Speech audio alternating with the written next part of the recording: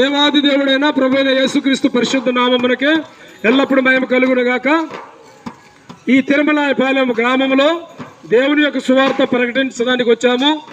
యేసుక్రీస్తు ప్రభు అందరికీ దేవుడు, అందరికీ రక్షకుడు, అందరికీ విమోచకుడు. యేసుక్రీస్తు ప్రభు కన్యమరియ గర్భం ద్వారా ఈ లోకంలోనికి వచ్చాడు. పాపులను రక్షించడానికి ప్రభువైన యేసుక్రీస్తు ఈ లోకంలోనికి వచ్చాడు. ఆ సువార్తను మేము మీకు ప్రకటిస్తూ ఉన్నాము.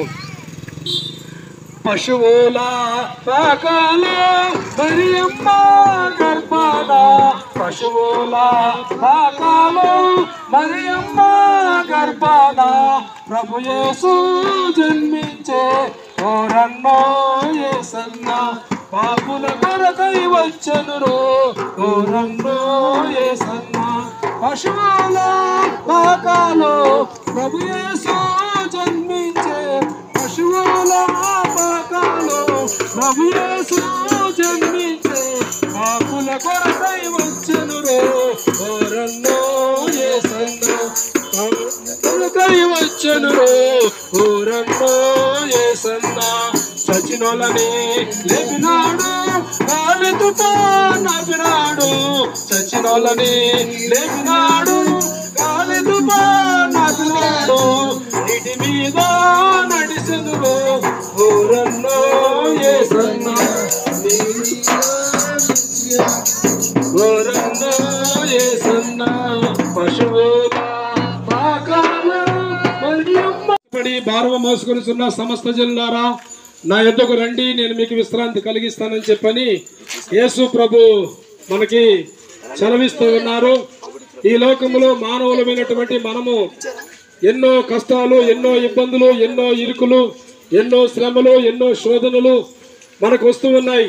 అయితే కారణం ఏమిటంటే మానవులమైన మనము ఆజ్ఞను అతిక్రమించడం వలన పాపము చేశాము.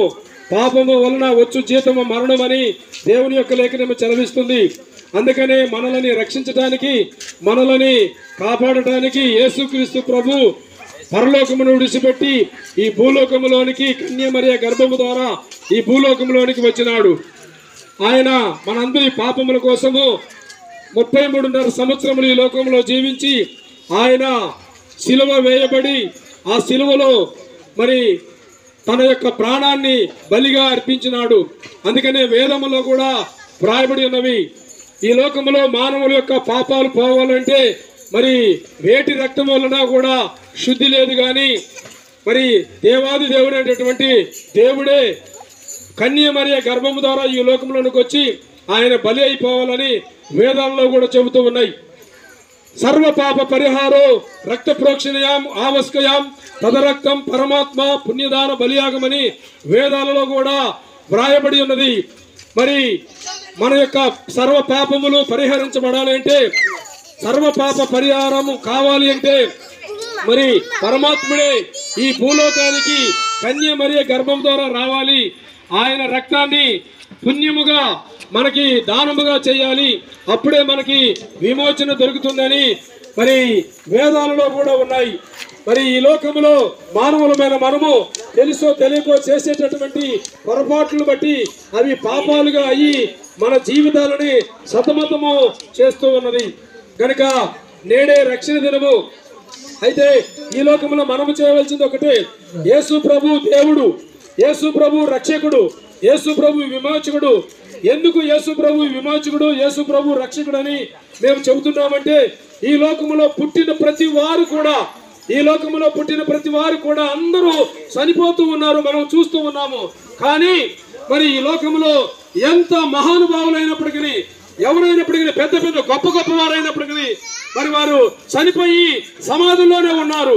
కానీ యేసుక్రీస్తు ప్రభువు ఆయన మరణించాడు, సమాధి చేయబడ్డాడు, ఆయన మృత్యుంజయుడై 3వ దినాన ఆయన తిరిగి లేచాడు. ఇప్పుడు ఆయన సమాధి ఖాళీగా ఉన్నది. ఎందుకంటే పోయిన సంవత్సరము నేను యెరూషలేము వెళ్ళాను, ఆయన సమాధి లోనకు పోయి చూశాను, మరి సమాధి ఖాళీగానే ఉన్నది. ప్రజలందరూ వచ్చి ఆయన సమాధిలోనికి వెళ్ళి చూసి వస్తూ ఉన్నారు. అది తెరవబడిన సమాధి, ఖాళీగా ఉన్నది. ఆయన అంటున్నాడు, అక్కడ మేము ప్రార్థన చేసుకున్నాము, అక్కడ మేము ప్రార్థన చేసుకుంటే దూతల ద్వారా దేవుడు మాట్లాడుతున్నాడు, ఇదిగో మీరు మృతులలో ఎందుకు ఎదుగుతున్నారు? ఆయన సజీవుడు, ఆయన మృత్యుంజయుడై మూడవ దినాన తిరిగి లేచినాడు. ఆయన సజీవుడు, ఆయన సమాధి ఖాళీగా ఉన్నది. ఇప్పుడు ఈ లోకములో కొన్ని వేల సంవత్సరాల నుంచి ఇప్పటి వరదాకా మనం చూస్తే అందరూ చనిపోయినారు, సమాధుల్లోనే ఉన్నారు. కానీ యేసుక్రీస్తు ప్రభు ఒక్కడే తిరిగి లేచాడు. అందుకనే ఆయన సమాధి ఖాళీగా ఉన్నది. కనుక నా ప్రియమైన వారలారా, నేడే రక్షణ దినము. మమ్మల్ని రక్షించాడు యేసుక్రీస్తు ప్రభు. మరి మీరు కూడా రక్షణ పొందాలని మీరు కూడా ఆ యేసు ప్రభుని నమ్ముకొని ఆయన ఆశీర్వాదాలు, ఆయన దీవెనలు మీరు పొందుకోవాలని, మీకు శాంతి కావాలంటే, మీకు సమాధానం కావాలంటే, మీకు